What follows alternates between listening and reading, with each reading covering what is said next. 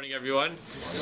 We're starting Mendel 3 lines from the top Amar Mar. So at the end of yesterday's DAF, we talked about a situation where a woman had two ksubas, 200, one worth 200, which is at an earlier date, one worth 300, which is at a later date, and she really had the choice. She could choose to collect from the earlier one or the later one. The advantage of collecting from the earlier one, even though it's less money, is because it's at an earlier date, the shibud, the lien she has on the property of the husband, goes back to that earlier date. So that would be the advantage of perhaps collecting less money, but relying or ensuring that you still have that shibud. So Amar Mar. Ibai b'hai gavya, ibai b'hai gavya. If you want, you can collect from the 200. If you want, you can collect from the 300. So Lema Pliga Rav Nachman. So let us say that this argues on the sheet of Rav Nachman. Why? Damar Rav Nachman. Rav Nachman says Shnei shtaros hayotzin bezeh achar zeh bitel sheni es harishon. Rav Nachman says if you have two shtaros on, so Rashi here explains Shnei shtaros shel sadeh achas. So you refer your two documents on one field, shel mecher o matana, v'chasvan Ruvain l'Shimon echad b'sivan echad b'nisan echad b'sivan. So Ruvain either sells or Ruvain gives Shimon a field, and he writes him a shtar. He writes him two shtaros on the transaction. You could say almost one shtar is dated in Nisan and one is dated in Sivan. So Rav Nachman says the second one nullifies the first one. Once you write the one in Sivan, the one in Nisan is now null and void. So it seems to be that our Mishnah argues on that, because in our Mishnah there's two ksubas, we have two shtaros. One is dated later than the second one, and we don't say the second one nullifies the first one. Their choice. If you want to collect from the first one, you can. If you want to collect from the second one, you can as well. So the Gemara responds, no, it's not clear that this argues with Rav Nachman. Why? Lav mitmar Allah, but didn't we teach upon Rav Nachman's statement here? Amar Rav Papa umode Rav Nachman. The osif be dikla tosefes kasve. So Rav Nachman admits that if in the second shtar, when you're dealing with the fields, in the first shtar you say I sold Shimon this field, and the second shtar you said I sold Shimon this field and this palm tree whatever next to the field. So even Rav Nachman admits in that case the second one doesn't nullify the first one, because the second one is adding on to it. So therefore, so the Tosefes Kasvei, Hachanami, so in our case it was 200, then it was 300. Ha'osifla midi. So here, because you added on the second star to 300, it doesn't nullify the first one, and now it just gives the person the choice. If they want to use the first star, so it's the quantity is less, the amount is less. However, then you have a lien from that time. If you want to collect from the date of the second star, then you get more money, but then your lien on the property only begins from that point. So there's no argument. So Gufa. Now we're going to talk a little about Rav Nachman. Rav Nachman Shnei shtaros hayotzin bezechar zeh bitel sheni es harishon. Rav Nachman says again, two shtaros written one after the other. The second one nullifies the first one. Amar Rav Papa Moder Rav Nachman admits the osif beitikle tosefes kasve, that if he adds on the dekel, he adds on the palm tree in the second one, there's something extra in the second star, then he wrote it to give this person this extra benefit, but it doesn't nullify the first one. So now the Gemara is going to clarify when Rav Nachman's teaching is relevant. Pshita rishon b'mecher v'sheni b'matana liapos kocho hu dekasav le mishum dina debar metzra. So he's saying it's clear that if in the first star, it's written, Ruvain writes, in the star that he sold Shimon the field, and then 2 months later he gives him another star saying that he actually gave him this field as a matana. So in that case, it's clear that even if he doesn't add on anything in the second star, it doesn't nullify the first one. Why not? Because liyapos kochu dekasavle, he wrote this second star to strengthen the man he's giving, Shimon. Why? How does it strengthen his position? Mishum dina debar metzra. Dina debar metzra is a halacha that if you sell your field, you have to offer it to your neighbor before offering it to sell it to somebody else. I think it's a legal. I think in secular law, it's a principle also. Okay, there you go. So dina debar metzra. But that only applies if you Why? No, why is there such a rule that you have to offer it to your neighbor first? Because I think the reason is because it's more advantageous for him to have two fields next to each other. No, That's the poking. I understand the advantage, Yeah. but why is that a requirement? You're not free to sell to whomever you want. Meaning what? Meaning I think you have to offer it. He doesn't have to buy it. You have to offer it to him first. If he's not going to buy it, or if he's not going to, if you're putting on the market for money, I don't know how. If you put on the market and he's saying, "Well, I'm only going to pay you half price," then I don't think you have to. You don't have to take a loss to do it. You just have to offer it to him first. I understand. I don't understand why you even have to offer it to him first. Because it's from a market. You can sell to whoever you want. The Rabbanim made it consider a pasuk. You're a nice guy. Exactly what it says. You should do what is right and good. It's a pasuk. Yeah. So therefore what? But that halacha only applies if you sell the field. It doesn't apply if you're going to give it as a matana. So therefore, if the first star says how you sold the field to Shimon, and then the second star says how you gave the field to Shimon as a matana, so now to strengthen Shimon, because when your neighbor Levi comes to you and says, how'd you give Shimon the field? Well, Shimon will produce the star which says it's a matana, and then Levi will not have a claim against Shimon. So therefore, it's clear that the second star is not coming to nullify the first one. So then you don't apply Rav Nachman's teaching, and also the reverse. The kol shekain is certainly rishon b'matana v'sheni b'mecher. Certainly, in the opposite case, if the first one was a matana and the second one was a mecher, then it's also not going to nullify it. Damrina mishum dina debalchov hu dekasav kain. Because you're only writing that because of Dina de Balchov. So first of all, if you look at Rashi Dina de Balchov, why? Di Asi Balchov, because if one of the Reuben again is giving away this field, so if one of the people who Reuben owes money to comes v'tarif le'minei and takes the field away from Shimon, kibel alav achrayus b'shtar hasheni. Then Reuben is only accepting responsibility for this field in the second star. Because what happens if Reuben gives Shimon a field b'matana, and then Reuben owes Levi money. He doesn't have any money to give him, so Levi is going to go to Shimon, the field that Reuben gave to him, and take away that field. So if Reuben gave that field to Shimon as a matana, as a present, so then Shimon, that's it. Shimon, meaning he thought Reuben was a nice guy, and turns out he, not necessarily his best friend. But that's it. He's no claim. He's no monetary claim on Reuben. He can't say, "Well, give me back the money." He gave it to him as a matana. But now that he gives him a second document stating that he actually sold him the field, well, now once you write that document, now that makes Reuben responsible for the field. So therefore, if Reuben can pay back Levi, so Levi comes to Reuben, wants his money, doesn't have, so he takes away the field from Shimon. Now Shimon could come back to Reuben, I guess, when he gets money again, and say, "Well, you owe me this money. You sold me this field with that document." So here too as well, we're going to say the second star isn't coming to nullify the first one. Here too is coming to strengthen it. So what is the case that Rav Nachman is talking about, that when you write two staros, the second one gets overrides, nullifies the first one? So Ella ishneim b'mecher, shneim b'matana bitel sheni esarishon. That's if both of them are matana, both of them are mecher, because then they're not and again, you're not adding on anything in the second one. So if you write the same star, both of them are either matana, both are either mecher, and again, you're not adding anything on, but one is dated later than the first one, then you go ahead, the first one is gone, and now you can only claim everything begins from the second one. So my time, why is that so? Why, if you write two staros, why is it that the second one overrides the first one?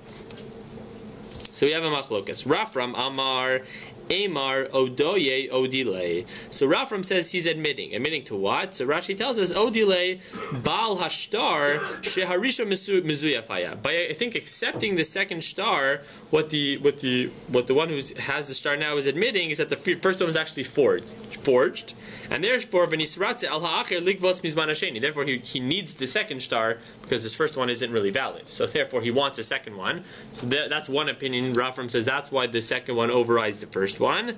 Rav Acha Amar Amar Achule Achle Lishibude. No, it's not admitting that the first star was forged. It's that he's being mochel. He's giving up on his lien for the first one. Now he's only accepting the shibud from the time of the second star.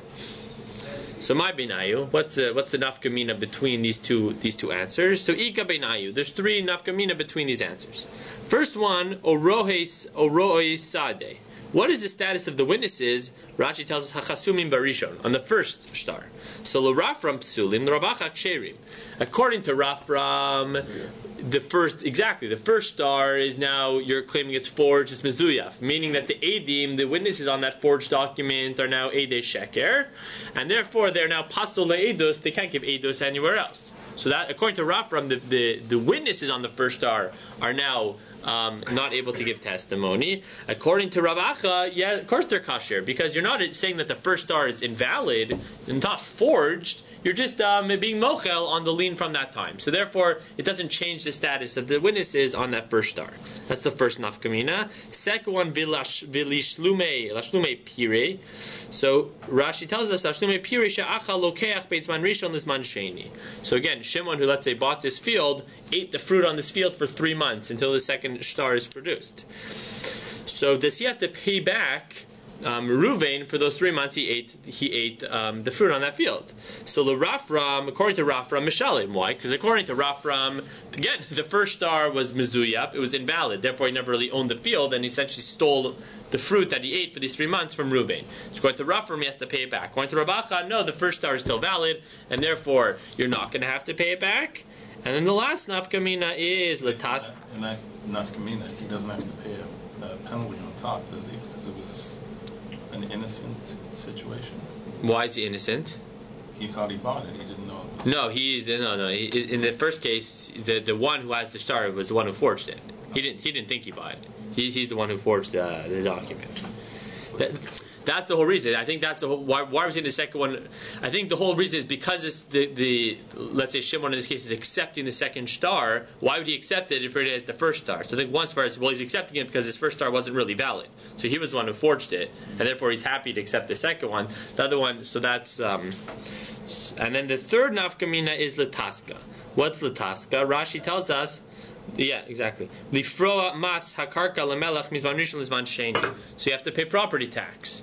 So who has to pay the property tax in that interim period? So here, l'rafram, Rashi tells us al hamocher lifroa. So the seller has to pay it because it was really his field the whole time. The first sale, according to Rafram, since it was forged, it was invalid. The Rav Acha al halokeach lifroa, but according to Rav Acha, it's the buyer's obligation to pay it because he owned the field the whole time. Now the Gemara is going to conclude my Havi Allah Liksuba. Again, we started this discussion talking about from what point does the shibud in the ksuba begin when the woman then comes to collect it. You know, when can she then take away the property if it's sold to a third party? Does that begin mishas erusin or mishas nisuin, or the split that the first 100 or 200 goes from shas erusin and the second, then the rest of it goes mishas nisuin? So what's the halacha in that case? So Tashma Damar Rav Yehuda Mar Shmuel Mishum Reb Elazar Reb Shimon Manem Asayim Mina Erusin B'Tosefes Min HaNisuin. The first opinion says that, I think like Rav Huna we had on the previous Amud, that the first 100 or 200 go mishas erusin. Again, because the takana, the rabbanan instituted, you have to give that as a minimum amount in the ksuba. Once you have to give that minimum amount, therefore the shibud begins mishas erusin. Everything else, which is not part of takana the rabbanan, which they add on, so that only starts mishas nisuin when the ksuba is written. However, Chachamim Omrim, no, echad zeh ve'echad zeh min hanisuim. We're saying no, both of them start from time of nisuin. And Rashi on the previous Amud told us the svara for that was because she's really being mochil on the initial shibud, and she wants everything from the time when the star is written, mishnas nisuin. The halacha is that whatever you want to collect, if any money you want to collect from the ksuba, the shibud begins only mishas nisuin. Okay, the next Mishnah, Hagiores Shenisgaira Bita Ima. So you have a woman who converts and her daughter converts with her. Vizinta. The daughter then, Rashi tells us what situation was she mizane. So be'erusin v'hinara. So she was a nara, she was engaged, and then she cheated. Vizinta, she had relations with another man. So what is her punishment? Harezo bechenek. Her punishment is chenek. Rashi tells us even if she would have converted when she was younger than 3, the becheskas besulahi, we assume she's still a besula. Why? Because in general, the chik siva skila binara ha meorasa Bisra Ksiva. The Torah tells us that the punishment for a Nara, a Morasa, a Nara who is engaged, who cheats on her husband, her punishment is Skila. So why in this case does she get Chenek? Because her status in this case, so it doesn't apply here, because the Torah says Dichsiv ki asasan nevala b'Yisrael ksiva. That only applies for Yisrael. Dichsiv ki asasan nevala b'Yisrael. Now, obviously, she converted and she is a Yisrael. But when it's saying that she did a nevala b'Yisrael, she did a terrible act among you could say Yisrael. So that doesn't include a ger. That includes somebody who is who's only born Jewish. So if she's born Jewish, her punishment is skila. Because she converted, Raizel b'chenek. So her punishment is different.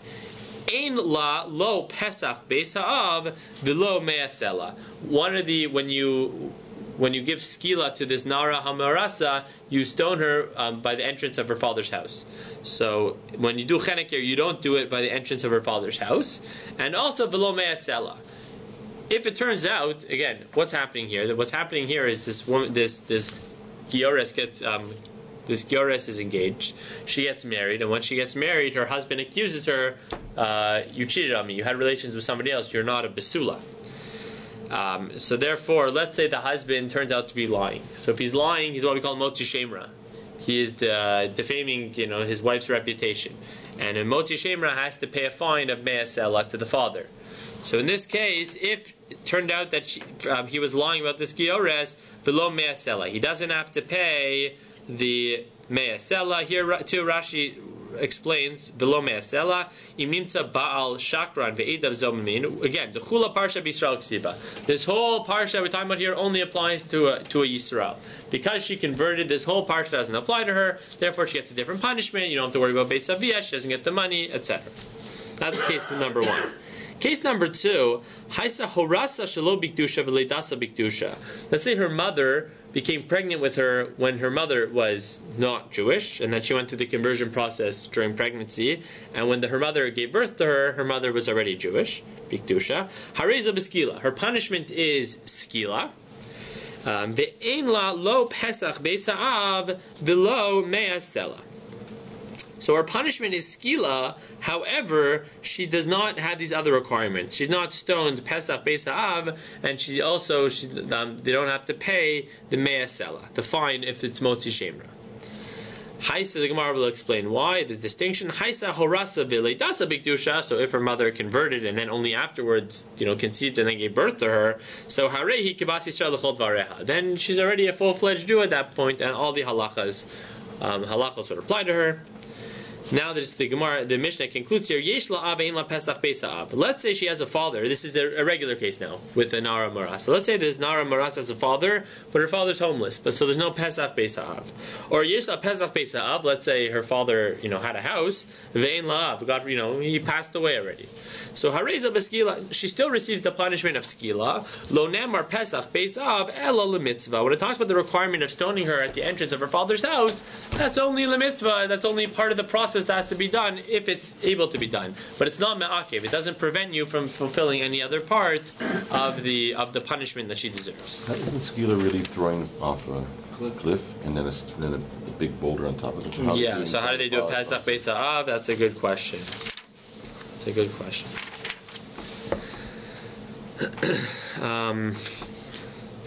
Mina hani mile. So Rashi tells Menachem, how do we know sheharasa shelo bikdusha v'ledasa bikdusha biskila? That middle case we talked about. How do we know that if again the conception took place when her mother was not Jewish, and the birth takes place when her mother is Jewish? How do we know that she receives the punishment of skila? So Amar Shlakish Amar Kra Vamesa. The pasuk says Uskalu anshe ira ba'avanim, that they stone her Vamesa and she dies. So Vamesa is extra. Why didn't say and she dies? L'rabos harasa shelo bikdusha v'ledasa bikdusha. So what's that coming to include? Vamesa, it's coming to include the case of again this girl whose conception took place when her mother was not Jewish, and then mother converted, and the birth takes place when she's Jewish. So the Gemara says, if that's the case, so then how, let's say the husband, the fiance is found to be lying, so why don't we give him malchus, and why don't we make him pay the fine, right? Why are we only applying the rule of skila here, but not the fine, the motzi shemra, the halachos of that? So Amar Kra Vamesa, because the limud that we have is coming from the word Vamesa. Lemisa nisrabsa, when it comes to the punishment that she gets with respect to death, Lemisa, so that's what we include her as Yisrael. Velo leknas, when it comes to the other elements that are part of this case, the motzi shemra part, so that is not included in the riboy, so we don't add that. We don't add that, and therefore they're still not going to receive that money. So the Gemara asks, how do we know that the case we're including is the case where, again, harasa shelo bikdusha, v'lei dasa bikdusha, ve'ema l'rabos harasa v'lei dasa bikdusha. Maybe it's coming to include that case where everything took place when her mother's already Jewish. So our answer is Hahi Yisrael Mal Yasahi. Wait a minute, she's a Jew already. Well, I guess the Havamina was, well, maybe if your mother's a Giores, it's also not considered Asan Avala Yisrael. So say no. Once your mother converts to full-fledged Jew, and therefore all these halachos will apply to you. Ve'ema l'rabos harasa v'lei dasa shelo bikdusha. Maybe it's coming to include a case where everything took place where she was born a non-Jew. So im came b'Yisrael maya hanile. Then obviously that's not a case of Yisrael. So the case that it has to be coming to include is the case again harasa shelo bikdusha, leidasa bikdusha. Amar Rabbi Yossi Bar Chanina. Rabbi Yossi Bar Chanina teaches hamotzi shemra al hayisoma. Again, if you lie about your wife cheating on you, again, the nar maras, if you lie about her, you're motzi shemra, but she's a yisoma, she's an orphan, pater. You are not obligated to pay the fine. Why? Shene'emar v'nasnu la v'yanara, because the pasuk says you give the money to this girl's father. Prat lazo she'in lav, so that comes to exclude a nara who doesn't have a father. If she doesn't have a father, you don't have to pay the fine. So Meisiv Rabbi Yossi bar Avin v'itema Rabbi Yossi bar Zvida. So they asked the following question on that: V'im ma'ain yima'ain aviha l'rabos yisoma l'knas divrei Rabbi Yossi Aglili. So the imi ma'ain yima'ain is talking about the case of a mefate. Here's a mefate again. Is to seduce the girl to have a relation. So then it depends. What happens after that? What's the punishment? If the one who seduced the mefata wants to marry the girl afterwards, he doesn't have to pay the fine. He marries the girl and then that's it. If he doesn't want to marry the girl, then he has to pay the fine. So the pasuk says, if the father does not want to give his daughter to this man, right, you would probably assume that he doesn't want to, so then kesef yishkol kumara besulos, so then he has to pay the fine. The mefata has to pay the fine because he's not marrying the girl. So why does it say v'ima'in yima'in aviyah twice? Why does it use the double lashon? So l'rabos yisoma l'knas. It's telling you not only do you pay the knas to the father, you would even pay the knas to an orphan. Divrei Rabbi Yossi Aglili. So in the one case before motzi shemra, we said you only give it to the father. If there's no father, you don't give to the girl. But here with the mefata, what are we saying? That even if there's no father, you give it to the girl. So who mosiv la v'hu mefarik la? So he asked this question. He also is the one who gave the answer. Beva aleha ve'achar kach nisyatma. What's the case in the brisa? The case in the brisa is she was seduced. She had the relations before her father passed away, and then only afterwards her father passed away. So if when they had the initial relations, and you can say that's when the chiyuv, that is when the man is then chayiv to pay. So if the father was alive at that time, then you give the money to the father, and then if he dies afterwards, then you give that money to the daughter. However, if the whole process took place after the father already died, if even the initial relation, the initial act took place when the father already died, so therefore you're not going to have to pay the girl any money. So Rava now is going to argue.